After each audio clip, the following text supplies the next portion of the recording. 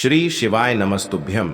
हर हर महादेव। दोस्तों, आप सभी लोग जानते हैं कि 9 अक्टूबर 2024 बुधवार को पड़ रही है अश्विन महीने की सप्तमी तिथि, जो बहुत ही खास है। और दोस्तों, ये वो सप्तमी है जो कि नवरात्रि महीने में बुधवार को पड़ रही है, तो इस दिन का महत्व और भी अधिक बढ़ जाता है। और दोस्तों, इसी दिन किया जाने वाला पंडित जी द्वारा बताया गया एक दीपक और हल्दी वाला उपाय आप लोगों को जरूर करना चाहिए, क्योंकि दोस्तों, ये एक ऐसा उपाय है जो कि हर दिन नहीं किया जाता। अश्विन महीने में जो सप्तमी तिथि आती है उसी दिन किया जाता है। अगर आप लोगों ने इस उपाय को नहीं किया है या किसी कारणवश नहीं कर पाए हो, तो इस बुधवार सप्तमी तिथि के दिन इस उपाय से मत चूकना। दोस्तों देखिए, ये दिन इतना खास होता है, इतना महत्वपूर्ण होता है, देखा गया है कभी कभी बड़े बड़े पूजा पाठ अनुष्ठान से जो मनोकामना पूर्ण नहीं होती है, वह बुधवार के दिन एक छोटे से उपाय करने से ही आपकी मनोकामना पूर्ण हो जाती है। और बहुत सारे लोगों ने इस उपाय को किया भी है और उनको इस उपाय को करने का फल भी जरूर मिला है। अगर आप लोग भी इस उपाय को इस बुधवार की रात करना चाहते हैं, तो आप इस उपाय को पहले अच्छे से समझ लेना, सुन लेना, उसके बाद करना। आपको इस उपाय का फल जरूर मिलेगा, आपकी सभी मनोकामनाएं पूरी हो जाएंगी। दोस्तों, हम आपको यहाँ पर बता दें कि यह जो छुटकी हल्दी वाला उपाय है, ये उपाय पंडित जी ने अपनी अभी की शिव महापुराण की कथा में ही बताया है। और इस उपाय को करने से आपके घर में चाहे किसी भी प्रकार की दुख और समस्या क्यों ना चल रही हो, आपको उसका कारण भी नहीं पता है कि भाई ये समस्या किस कारण से चल रही है। उसका कुछ भी कारण हो सकता है, जैसे पितृदोष हो सकता है, काल सर्प दोष हो सकता है, या किसी भी तरह का मंगल दोष भी हो सकता है। और भी बहुत तरह के दोष होते हैं, कुछ भी हो सकता है। पर आपको इस उपाय को करने के लिए अपने दोष को पता लगाने की भी जरूरत नहीं है। आपके घर में किस कारण से इतनी दुख और परेशानी आ रही है, वह भी आपको पता लगाने की जरूरत नहीं है। बस बुधवार की सप्तमी के दिन इस उपाय को कर लेना, क्योंकि इसी एकमात्र उपाय को करने से आपके पूरे घर परिवार में सुख और शांति हो जाएगी। आपके घर में अच्छे अच्छे काम होने लगेंगे। आपकी जो भी मनोकामना होगी, वह भी धीरे धीरे करके पूर्ण होना शुरू हो जाएंगी। अब हम समझते हैं इस तुलसी के दीपक वाले उपाय को आपको करना कैसे है, किसको करना है, किस समय करना है और कैसे करना है। देखो, उपाय बिल्कुल आसान है, बस समझने वाली बात है। ध्यान से समझिए, उसके बाद ही आप लोग जो है इस उपाय को जरूर कीजिएगा। सबसे पहली चीज हम लोग ये समझते हैं कि इस हल्दी वाले उपाय को इस बुधवार के दिन किसको करना है।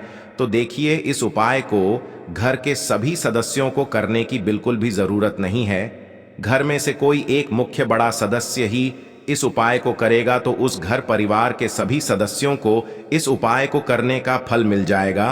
पर वो बड़ा सदस्य कौन होगा, कौन व्यक्ति इस उपाय को करेगा? तो यहां पर देखिए, हम आपको बता दें, घर की जो बड़ी माताएं बहनें होंगी, घर की बड़ी माताओं बहनों में से कोई भी एक माता बहन इस वाले उपाय को कर सकती है। अपने पूरे घर परिवार के लिए घर में सभी सदस्यों को इस उपाय को करने की जरूरत नहीं है।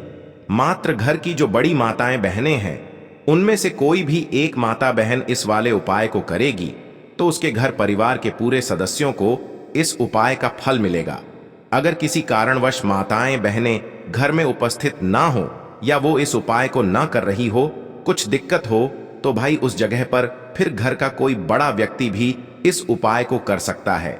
माताओं बहनों के कहने का मतलब ये था कि माताएं बहनें घर की लक्ष्मी होती है। जब घर की लक्ष्मी कोई उपाय करती है, तो निश्चित ही भगवान शिव जी बहुत जल्दी प्रसन्न होते हैं और उपाय का फल में बहुत जल्दी और बहुत बड़ा करके भी यहाँ पर देते हैं। तो आप लोग ये बात समझ गए होंगे। अब हम ये बात समझते हैं, इस वाले उपाय को हमें करना किस समय है।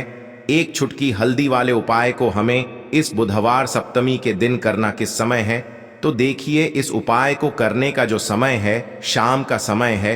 अब देखिए, यहाँ पर हम मुख्य रूप से सुबह का समय नहीं बोलेंगे, क्योंकि देखिए, ये जो सप्तमी तिथि है, और आप सभी लोग जानते हैं, इसका प्रदोष काल का मतलब शाम का जो समय होता है ना, इस दिन भगवान शिव जी का सबसे प्रिय दिन होता है। तो आप लोग इसे हल्दी वाले उपाय को शाम के समय प्रदोष काल में कर सकते हो।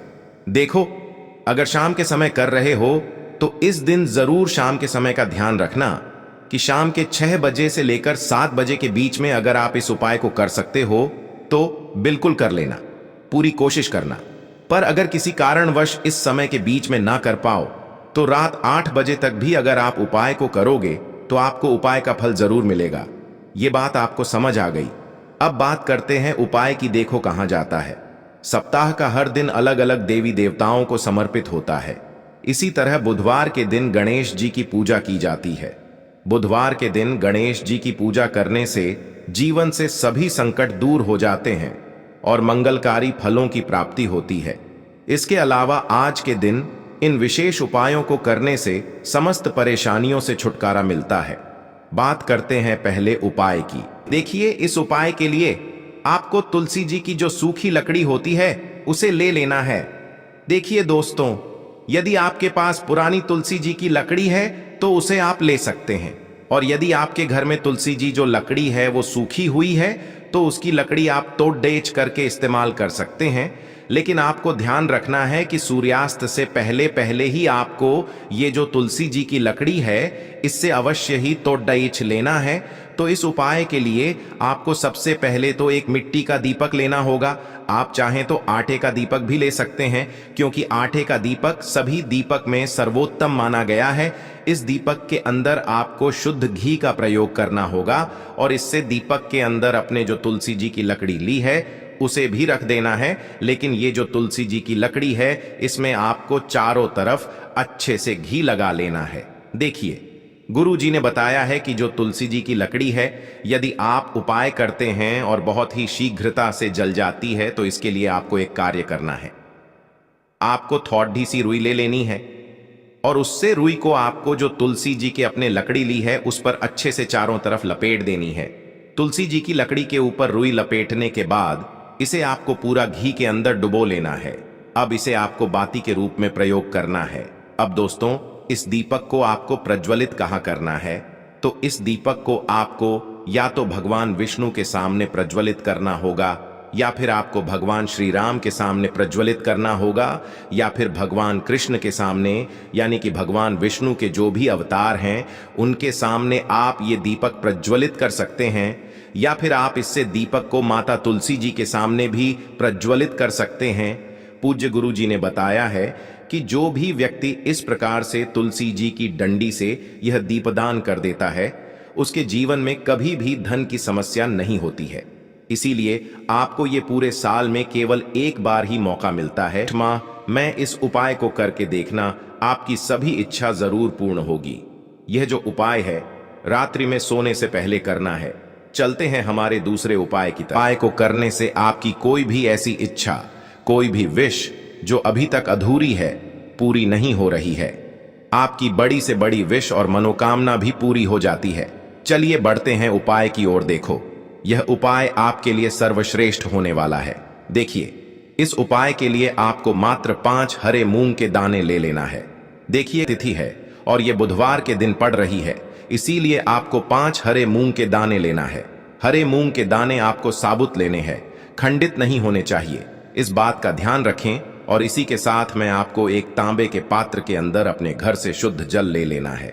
अब दोस्तों, इन सभी सामग्रियों को लेकर के आपको सीधे पहुंच जाना है भगवान शिव के मंदिर में। देखिए, इस उपाय को भी आप सुबह भी कर सकते हैं और शाम के समय में भी कर सकते हैं। देखिए, भगवान शिव के मंदिर में पहुंचने के बाद आपके पास जो 5 हरे मूंग हैं उनमें से पहला जो हरा मूंग है, आपको शिवलिंग के सामने जो नंदी महाराज होते हैं और उनका जो पैर उठा हुआ होता है वहां पर आपको पहला हरा मूंग समर्पित कर देना है और आपको ओम नमः शिवाय इस मंत्र का जाप कर लेना है। फिर आपको दूसरा हरा मूंग लेना है और शिवलिंग पर जो श्री गणेश जी वाला स्थान होता है वहां पर आपको यह दूसरा हरा मूंग समर्पित कर देना है। यानी कि शिवलिंग के सीधे तरफ आपको यह दूसरा हरा मूंग समर्पित करना है और फिर आपको ओम नमः शिवाय या फिर श्री गणेशाय नम इस मंत्र का जाप कर लेना है। तीसरा हरा मूंग का दान आपको भगवान शिव की सबसे प्रिय पुत्री माता अशोक सुंदरी वाले स्थान पर समर्पित करना होगा। शिवलिंग की जो जलाधारी होती है, जहां से जल बह करके आता है, उसी जलाधारी के बीच में जो कहीं कहीं उठी हुई लाइन होती है सांप की आकृति के रूप में, वहीं पर आपको तीसरा हरा मूंग समर्पित करना है। और फिर आपको ओम नमः शिवाय इस मंत्र का जाप कर लेना है। अब दोस्तों, चौथा जो हरा मूंग है उसे आपको भगवान कार्तिकेय जी का जो स्थान होता है शिवलिंग पर, वहां पर आपको ये चौथा हरा मूंग का दाना समर्पित कर देना है और आपको ओम नमः शिवाय इस मंत्र का जाप कर लेना है। अब दोस्तों, आपके पास जो पांचवा और अंतिम हरा मूंग बचा हुआ है उससे आपको उससे जल के पात्र के अंदर डाल देना है और इस हरे मूंग से युक्त जल से आपको भगवान शिव के शिवलिंग का अभिषेक कर देना है। जल आपको बिल्कुल धीरे धीरे समर्पित करते जाना है और लगातार आपको शिव महापुराण के मूल मंत्र श्री शिवाय नमस्तुभ्यम इस मंत्र का जाप करते रहना है। फिर आपको शिवलिंग के सामने बैठकर, यदि आप अपने बच्चों के लिए ये उपाय कर रहे हैं, यदि आप अपने बच्चों की बुद्धि, ज्ञान और विवेक के लिए उपाय कर रहे हैं, तो उसके लिए आपको प्रार्थना कर लेनी है, या फिर व्यापार में वृद्धि करने के लिए ये उपाय कर रहे हैं तो उसकी कामना करते हुए आपको प्रार्थना कर लेनी है, या फिर अपनी नौकरी के लिए कर रहे हैं, या फिर अपने इंटरव्यू के लिए, या फिर धन की प्राप्ति के लिए कर रहे हैं। जिस भी कामना के लिए आप उपाय कर रहे हैं उसे परिपूर्ण करने के लिए आपको महादेव से प्रार्थना कर लेनी है और फिर आपको वापस अपने घर आ जाना है।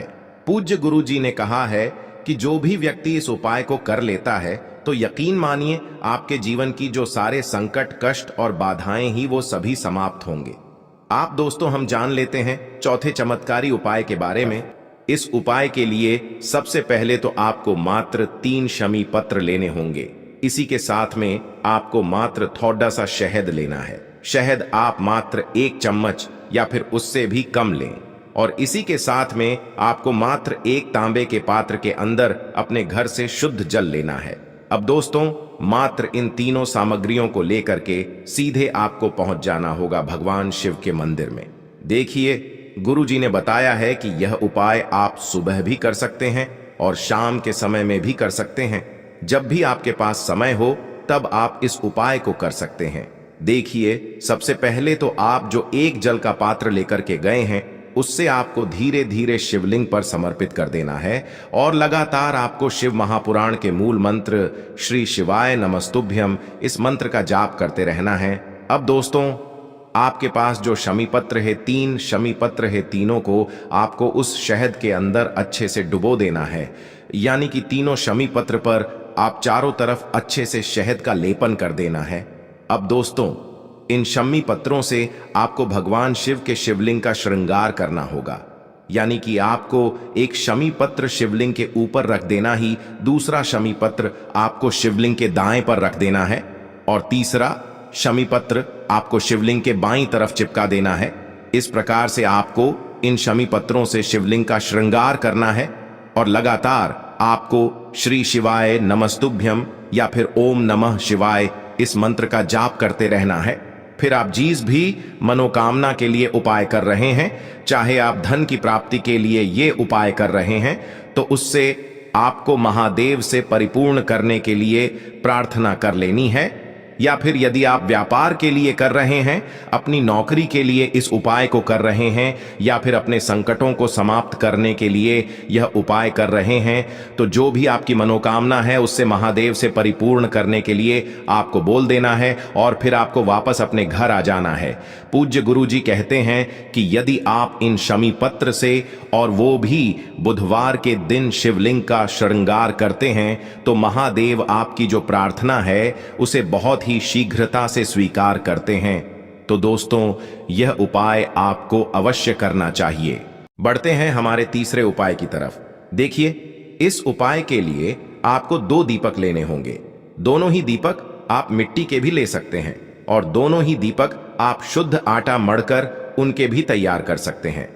अब दोस्तों, दोनों ही दीपक के अंदर आपको शुद्ध घी का प्रयोग करना होगा और एक दीपक के अंदर आपको गोल रुई की बाती का प्रयोग करना होगा और एक दीपक के अंदर आपको लंबी बाती का प्रयोग करना होगा। लंबी बाती वाले दीपक के अंदर आप मौली वाला जो धागा आता है कलावा का, उसकी बाती का प्रयोग भी आप लंबी बाती वाले दीपक के अंदर कर सकते हैं। देखिए, 2 दीपक वाला ये चमत्कारी उपाय केवल बुधवार की रात्रि में ही किया जाता है, इसीलिए आपको इस उपाय को बहुत ही ध्यान से समझना। इसी के साथ मैं आपको 11 काले तिल के दाने लेना है और इसी के साथ में आपको मात्र 1 चुटकी हल्दी भी लेनी होगी। अब दोस्तों यह सभी सामग्री लेकर के आपको रात्रि के समय पहुंच जाना है अपने घर में, जहां कहीं भी तुलसी जी का पौधा, तुलसी माता का निवास स्थान है, वहां पर देखिए दोस्तों, सबसे पहले तो आपके पास जो एक गोल बाती का दीपक, उसे आपको तुलसी जी के वहां पर प्रज्वलित करना है। दीपक को प्रज्वलित करते समय आपको ओम नमो भगवते वासुदेवाय इस मंत्र का 11 बार जाप कर लेना है। अब देखिए दोस्तों, आप जो 11 काले तिल के दाने लेकर के आए हैं, उन्हें आपको अपने सीधे हाथ में रखना है और जो आपने गोल बाती वाला दीपक प्रज्वलित किया है माता तुलसी जी के वहां पर, उसके ऊपर से आपको इन 11 काले तिल को गड्ढी की दिशा में घुमाना है। आपको अपना नाम और अपनी गोत्र को बोल देना है और फिर आपको इन काले तिल को उससे जलते हुए दीपक के अंदर डाल देने हैं। देखिए, काले तिल भगवान विष्णु के पसीने से उत्पन्न हुए हैं और जब भी हम यह दीपक अमावस्या की रात्रि में प्रज्वलित करते हैं तो इससे हमें हमारे कर्ज में राहत मिलती है, हमारे जीवन में धन प्राप्ति के नए नए मार्ग खुलते हैं, हमारा अगर कोई भी कार्य रुका हुआ है तो वह भी परिपूर्ण होता है। देखिए, गोल बाती का जो दीपक है, विशेषकर हम माता तुलसी के वहां पर भगवान विष्णु और माता लक्ष्मी के निमित्त प्रज्वलित कर रहे हैं। इस प्रकार से आपको ये दीपक प्रज्वलित कर देना है। अब जो आपके पास लंबी बाती का दीपक है, एक छुटकी हल्दी है, तो इससे आपको लेकर के पहुंचना है अपने घर के मंदिर में। आपके घर के मंदिर में माता लक्ष्मी की जो भी प्रतिमा ही मूर्ति है, उनके सामने सबसे पहले तो आपको ये लंबी बाती का दीपक रखना है। फिर आपको दीपक को प्रज्वलित कर देना है। दीपक को प्रज्वलित करते समय आपको ओम महालक्ष्मी नमः इस मंत्र का जाप करते रहना है।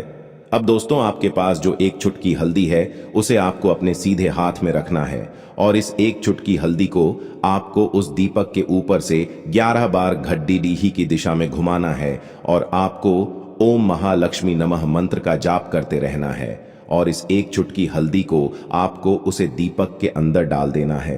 देखिए, एक चुटकी हल्दी वाला जो दीपक है आपके जीवन से दुर्भाग्य को समाप्त करता है, माता लक्ष्मी की आपको कृपा प्राप्त करवाएगा, धन प्राप्ति के आपके जीवन में नए नए मार्ग बनाएगा। 15 दिन के अंदर ही आपकी सब मनोकामनाएं पूरी हो जाएगी। तो दोस्तों, यह उपाय आपको अवश्य करना चाहिए। दोस्तों, इस वीडियो में हमने आपको गुरुजी द्वारा बताए गए 4 बहुत ही चमत्कारी उपाय बताए हैं जो आपको करने हैं। उपाय से लेकर कुछ भी पूछना है तो कमेंट बॉक्स में पूछ सकते हैं। उपाय को करते समय किसी भी प्रकार की गलती ना करें। अगर आपको हमारी वीडियो पसंद आए तो हमारे इस चैनल को सब्सक्राइब जरूर करें। हर हर महादेव। ओम नमः शिवाय।